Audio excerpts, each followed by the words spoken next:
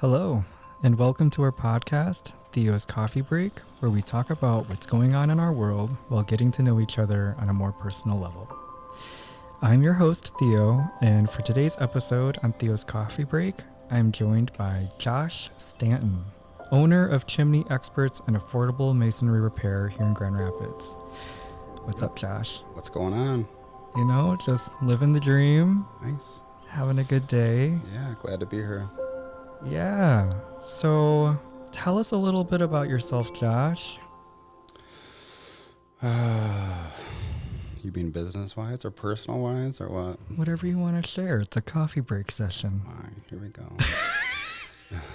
Keep in mind that people are listening. Business-wise, Yeah. I started the business probably 12 years ago, but I was raised in the industry by my dad who did the same thing. So Oh, really? I didn't know pretty that. much been doing this trade since I could lift a brick.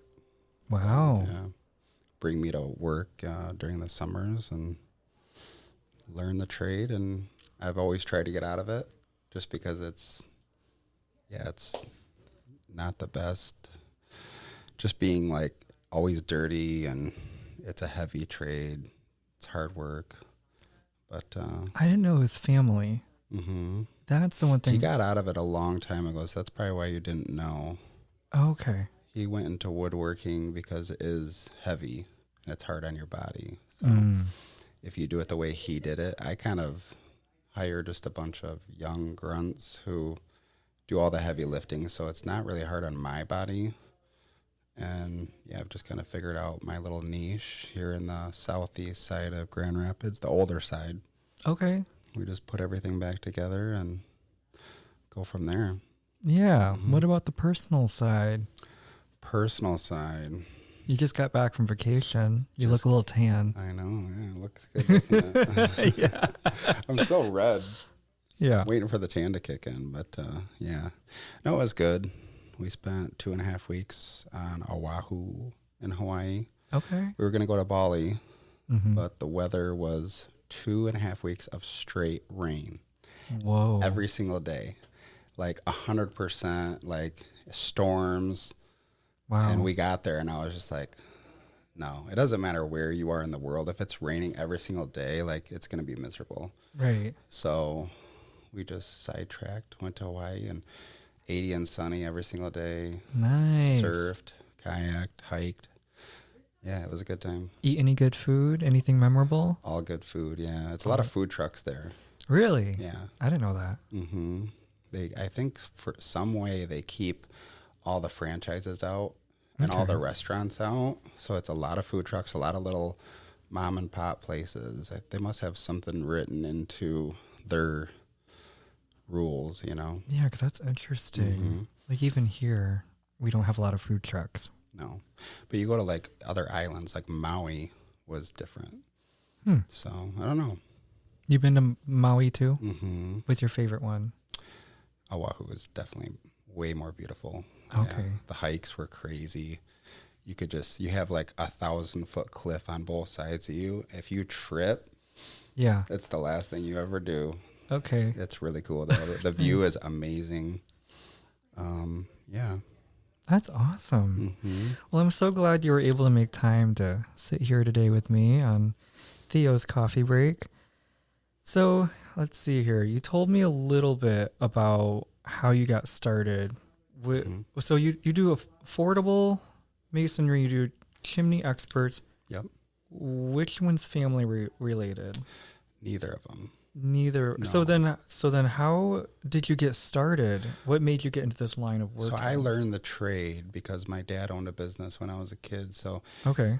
you know, he could pay me $2 an hour and drag me to work, and you know, he taught me a good work ethic. And then, you know, once you get into high school age and everybody thinks they know everything at that age, so they can't stand their dad because their dad's just telling them what to do. So we hit heads like crazy, and it was just like, yeah. So Chimney Experts though, like when I think about, you know, not just like the work you're doing, the business side, like how do you get something like that started though? So I guess it's kind of a longer story though, because we went through the 2008 recession and all construction like just stopped. So I had to get out of the trade and go do other things. I learned, power washing and windows, cleaning windows and that sort of thing. And I tried all sorts of different stuff, but nothing could give me the financial benefit that trade did. Okay. But there was just no work. Okay. So once I was doing other things, it started to pick up a little more. The economy started coming back. And I started doing it on the weekends, and I would just hire a friend to come help me, and wow, it was just extra work. I still had a full-time job, and then I started working for somebody in the trade, and he was just doing new construction stuff, and once I figured out that I was making more money on the weekends doing my own thing than I was working all week for him. Yeah. I left.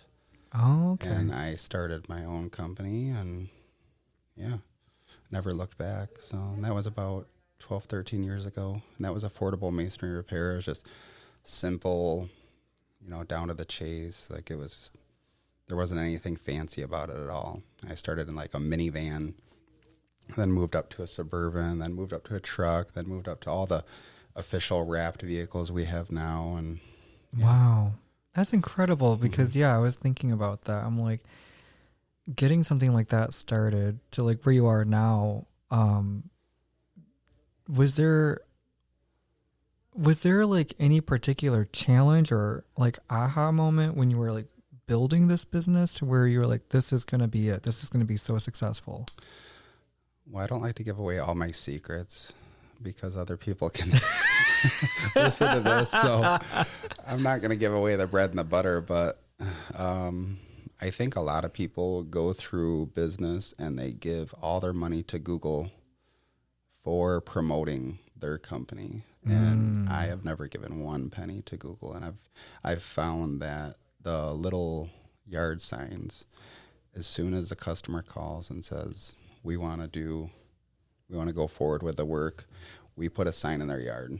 And that's usually probably a month before we even see them. So it's sitting there for a month.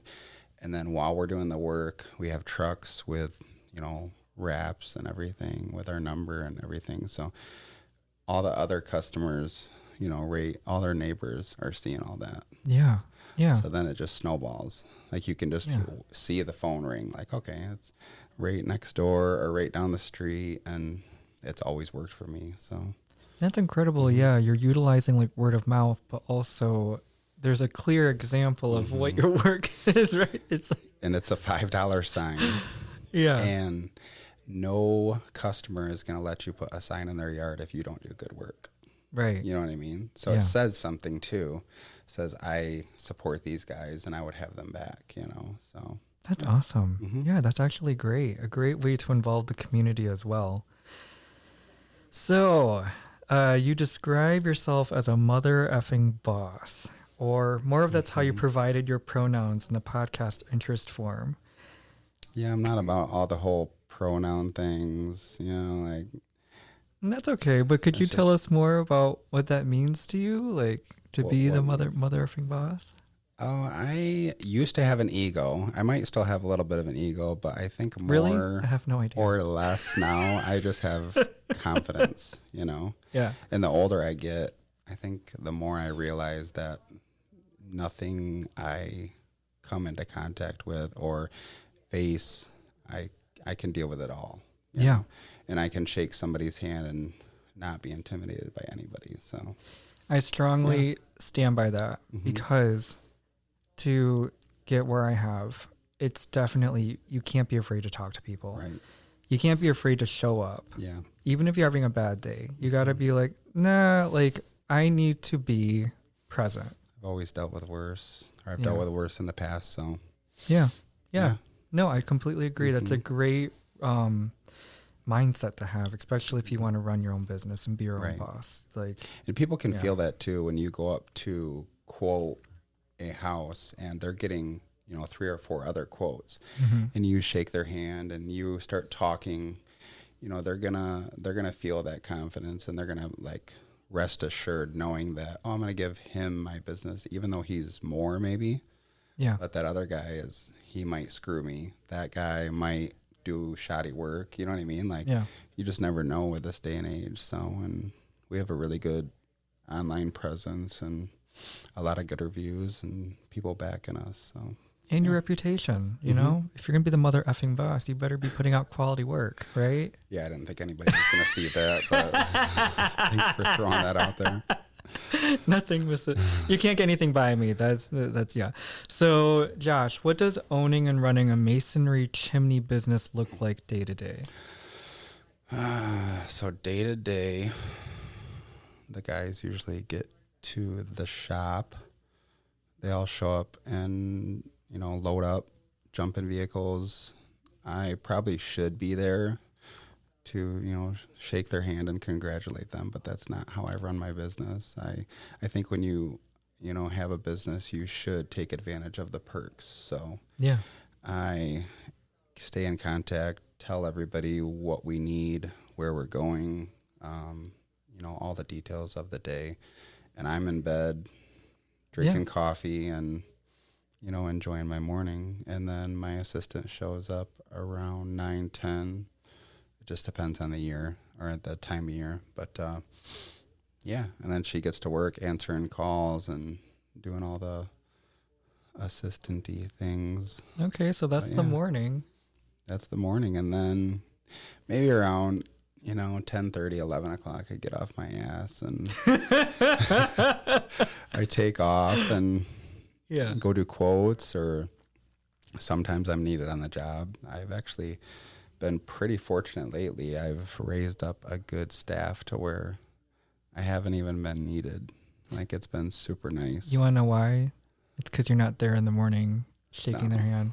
No. I'm going to tell you, when I work for other people, I hated it when my boss was there right in the morning. Because, like, I like to just ease into work and not feel like I'm like, oh, I have to, like, you know. Be on. Yeah. Right. Yeah. It's more, when I say I'm not needed, it's more on the skill wise. Yeah. Like, if I didn't have the staff I have and the training that I've given them, I would have to be there because nobody'd be capable of doing the work. You know what I mean? Right. So, yeah, I mean, not with everything, but I would say 80% of the work, I don't even have to be there. So that's nice. Yeah. Mm-hmm. So do you ever, like, clock out, or? I don't clock in or clock out, but okay, I'm always on. Yeah. Whenever, you know, like, I'll, like, if an email comes in and it's, you know, something I can help with, I'll pipe in. But really, I've kind of streamlined everything to where, like, I just spent, you know, 2.5 weeks away and the business ran completely fine without me, you know? Yeah. There was a few little questions they had or whatever, but yeah, it was fine. Yeah. I was recently at a leadership summit. And they've essentially said the same thing, that they don't clock in or out. Right. You're just present. Right. Because when you're the owner, an opportunity comes in at like midnight, you got to answer it. Yeah, you got to jump on it for sure. Or if you have a fire, right? You know, that I had a customer recently that we serviced them over the winter, and the other day they jumped on Google and left us the worst review ever. Pictures and just slaughtered us on Google. Wow. And I wasn't going to let that sit on there. I called them right away. I was like, hey, you know, usually if you guys have a complaint, you come to us and we'll make it right. You don't jump on Google and, you know, like, that's not going to help you get this rectified. Right. So, and then they were under a lot of confusion on, you know, how the job was even performed, and they didn't really have a lot of knowledge anyways. So I went there, they took the review off Google right away. And I went there and I just explained to them, you know, this, that, the other thing, took accountability for what we did wrong. Yeah. And then said, yeah, we'll be here Monday to fix it, you know. Right. And now they're happy. And I don't have a bad Google review. Yeah. Yeah. So if I go look that up, that's not going to be there anymore. It's not. It was there for 5 minutes. So. Good. Yeah. Mm-hmm. So that's actually a great, because like, how do you balance being the boss with keeping up with quality and client trust? And I think that's a great example of that. Is there another more positive example of what that could look like? I don't know. I think it's just more about training your staff and trusting your staff to where they know they've worked with you long enough to know the level that you expect things at. So if you don't do that in the first place, like you're always going to be fighting that battle, you know, like saying sorry to all these customers. And now it's just like, okay, I have my head guy who knows. He's, you know, overseeing everything, and he's seeing, oh, well, Josh wouldn't like that, or we should change that because, you know, it's just a quality issue. And so, yeah, an expectation too. Yeah. Other than that call, I think it's been probably, I don't even know, maybe 8 or 9 months since we've had a complaint. So I think we have a pretty good track record, and we see, you know, 3 or 4 clients every week. So I think you do. Yeah. You're still doing it. Even though you try to get out of it. Yeah. Yeah. You can't make that kind of money anywhere else unless you start it over. And, you know, I'm just not willing to do that. So yeah, I've kind of just made it work for me. And yeah. Yeah. So what separates Chimney Experts from other similar services in the area? What would you say is like something notable for your brand? I don't know, honestly. I think we just do good quality work. And I'll have a lot of customers ask me, hey, you know, that quote is a little expensive. It's a little more than we can afford.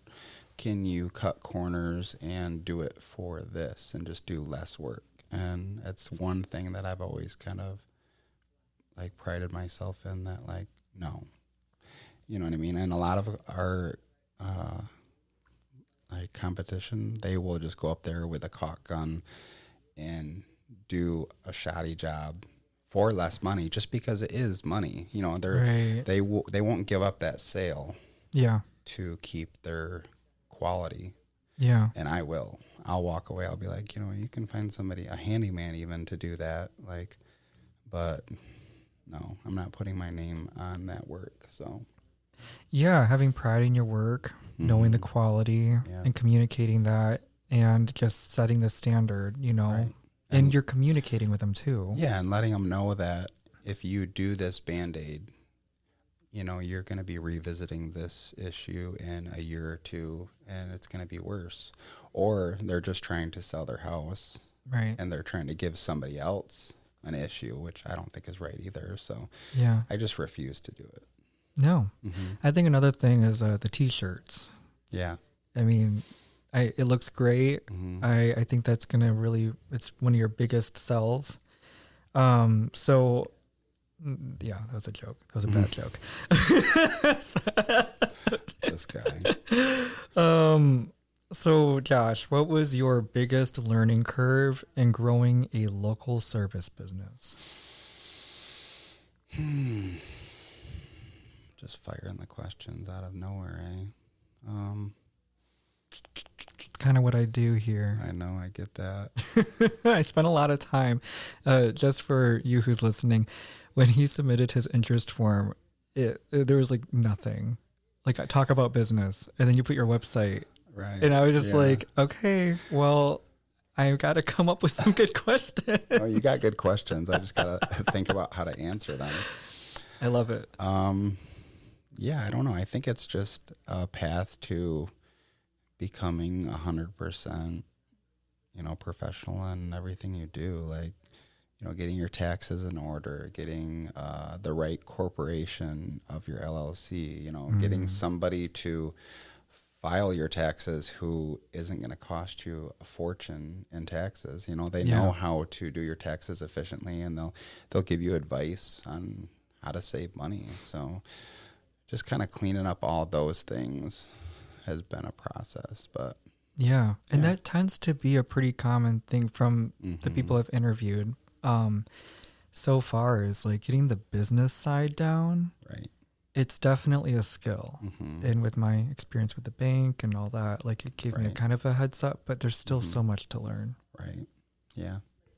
When it comes to a local service though, Mm-hmm. like trying to put yourself out there as the top one, Yeah. you named a couple things, but was there something that came along with that curveball as well to try to be like, hey guys, or hey community, Mm-hmm. give me a chance. I'm definitely worth, I think I had a investing. harder time when I was younger. Like, I think clients just didn't take me seriously.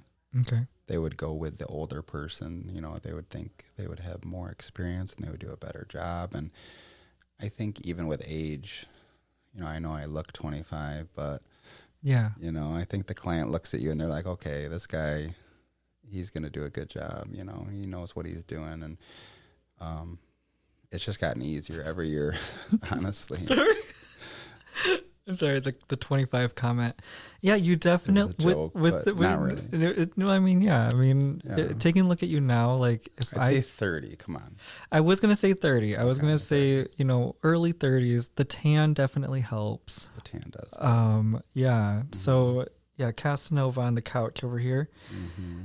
So have you ever had a moment where you felt like giving up, or what kept you going? And we kind of touched on that before. You thought about getting out of the business because, XYZ. But yeah, other than the money, what kept you going? It's the money. It's just the It money. always comes down to the money, I do think that a certain amount of income gives you freedom. Yeah. You're not always worried about how am I going to pay this bill? How am I going to pay this? I can't afford that. Like, I've lived like that for most of my life. you Yeah. know? So once this came around and I, just accepted this is what I'm going to do. Yeah. I'm going to officialize what I do. I'm going to make a business. I'm going to go into a niche of this business. And yeah, it just got successful and I've never looked back, It's interesting that you didn't say that it's because you're good at it and you're familiar with what you Mhm. need to do. Right. But would you say that plays a factor in it as well, that you're confident in what you're doing? Yeah, I'm confident in what I'm doing, but also, like I said before, I'm not actually doing what I'm doing. You know what I Mhm. mean? Yeah. Other people are doing what I'm doing, and I'm just overseeing the work. So really what I am is a glorified handshaker, Okay. like I'm talking to the clients. I'm just overseeing everything. So And just making sure it's up so to the par. part Yeah. about the business that I actually hated was doing the work. Yeah. And that's the part I don't have to do. So I've kind of figured out How to work your way around it. how to avoid the parts that are, Nice. Yeah. No, definitely getting creative mm-hmm. and getting comfortable with, Right. your business. That's very important.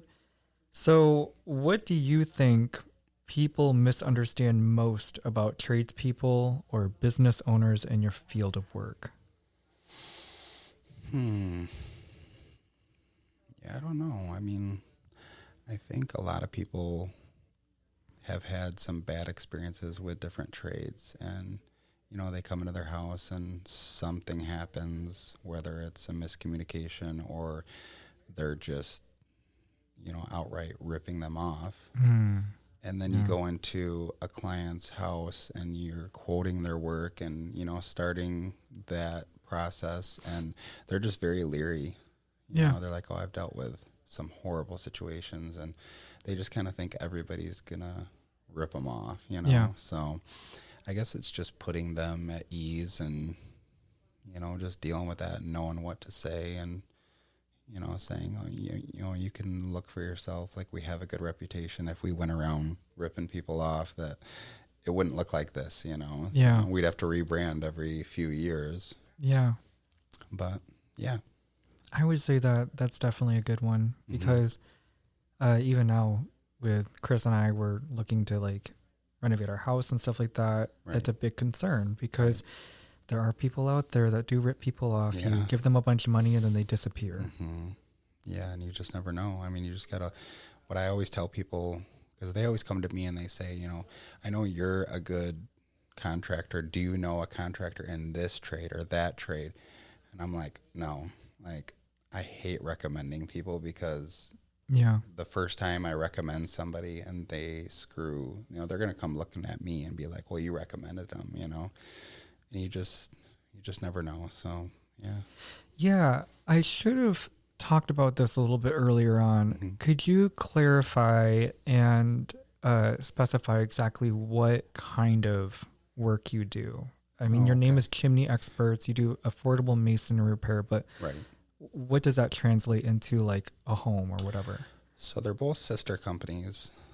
They both have different things they really specialize in. So really, when you take my business and cut it down, we are a historical restoration company of masonry. So we try to go into an old home and all their masonry is falling out, deteriorating, and doing its thing. It's done over the last 120 years, and we make it look like it originally looked. And it's kind of a skill that has to be learned. It's not easy to do. You have to age everything, and you have to make it look like something didn't actually, like work didn't get done on their house, Yeah. And yeah, that's all we do. I don't do any kind of new construction or anything like that. So for someone who thinks that you just said a lot of big words, like masonry and historic, are we talking about chimneys, brick, like stair brick? anything brick, block, stone, hard services. Okay. Okay. Chimneys is the chimney expert part, obviously. But yeah, we don't go through any interior work or anything like that. It's just the actual masonry part of it. And luckily for me, Michigan is really hard on masonry because we have so many freeze thaws to where it just goes in as water and then freezes and blows everything apart. So yeah. I have job security and I will never not be busy. So it works out really well. That is awesome. So how has the Grand Rapids community impacted your work? It is nice. I love Grand Rapids just because there is an old side to this city. The original, houses that were here, 120 years ago. And that just so happens to be where all the money is too. The people love these old houses and they restore them, and they have, Heritage Hill Association, and, they make sure that there's certain rules they have to abide by. Yeah. They can't go and demo a house and make it look, you won't see a new house in this area, and there's a reason for that. So yeah, what is the reason? Do you know the reason? The why? reason is the Heritage Hill. Oh, because it's historic. Yeah, they have an association who you have to abide by. If you move into their area, there's like guidelines, and if you move into their area, you have to abide by their rules. I didn't even think of that. You can't paint your house this color. You have like 20 different colors you can choose from, and that's it. And housing's already expensive, and then you have to, oh my gosh. So masonry wise, like my trade, you can't eliminate a chimney. I mean, most, not 90% of people aren't even using their chimney anymore because everything is up to date, and, it's all direct vented out the side of the house. So that would, eliminate my job eventually. But with these historic preservations, they can't eliminate their chimney. Wow. So, and then also the city goes around, and if you have a rental house, they go around and anything that's in disrepair, they mark it down and tell you have to fix it. And until you fix it, they'll give you a fine every single month. Job security. So yeah, slumlords can't just go through and be like, oh, my house is falling down or my chimney's falling down. I don't care. Yeah. They get it once they see that fine and they pay that fine a few times, they're calling us and they're saying, get this fixed. Yeah. So that's also a nice little perk. Wow. I didn't even know. Mm-hmm. So do you see your work as more than just repair, maybe restoration or preserving legacy, or is this just a job for you? No, I see it as an engine to get to where I want to go someday. Okay. You know, it's just a means to an end. I think in like 5 years, I will sell the business and let somebody carry that torch, and I'll go do my thing, you know? Yeah. Mm-hmm. You can leave it to my dog, Django. There we go. And yeah, we're just about done here, but is there any advice you'd give to someone wanting to start a service business in your line of work here in 2025? I don't know. I think I've had different guys who have worked for me, and they go start their own company because they think it's so easy. And, you know, they see how much we're making, you know, like the total bill, and then they see how much they're getting paid, and they're like, well, you know, I could go do this on my own.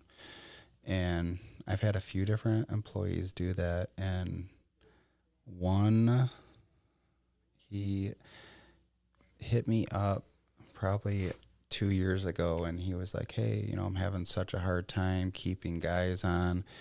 I have so much work because I'm lower than everybody else, but all my equipment's falling apart. I have no money. And he's like, why don't we join teams?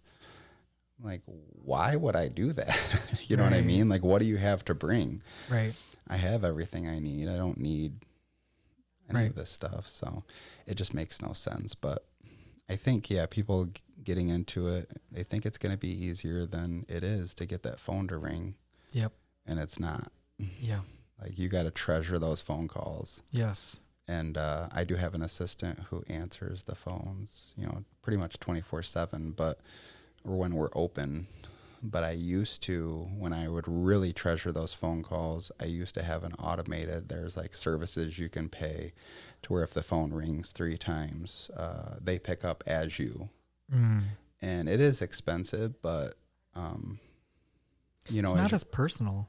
It's not as personal, but they say, here, they answer as you. You know, they say, affordable masonry, how can I help you? So your normal customer wouldn't know. And they'd be like, okay, well, they get the information from the customer. They email you right away.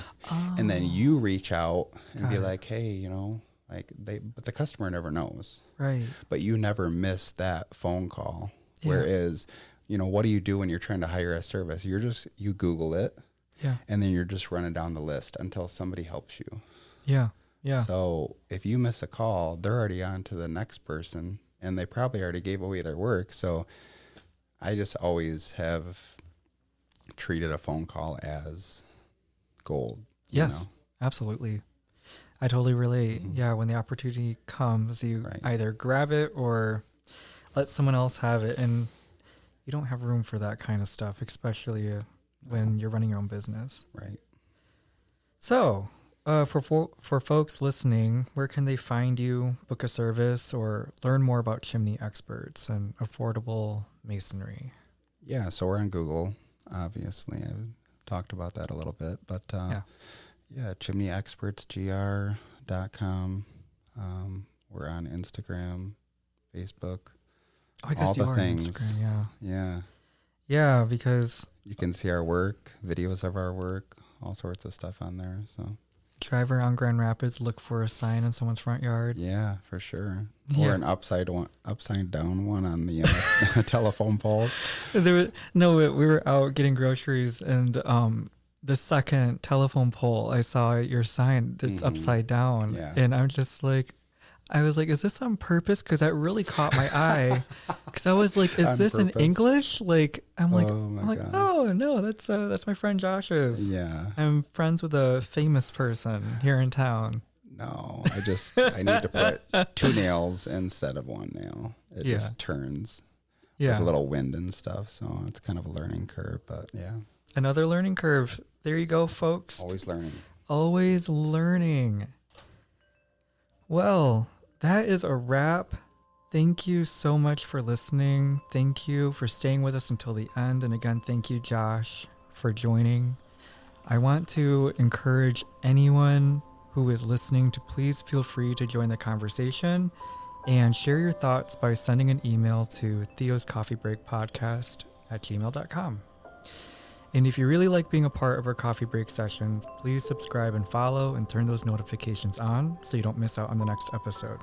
And friend, do not forget to let me know what you think of our guest today by sending me an email to theoscoffeebreakpodcast@gmail.com. I really can't wait to hear from you, and I just might share your thought during our next coffee break. So have a great day, and don't forget that you will always have a place at my coffee table.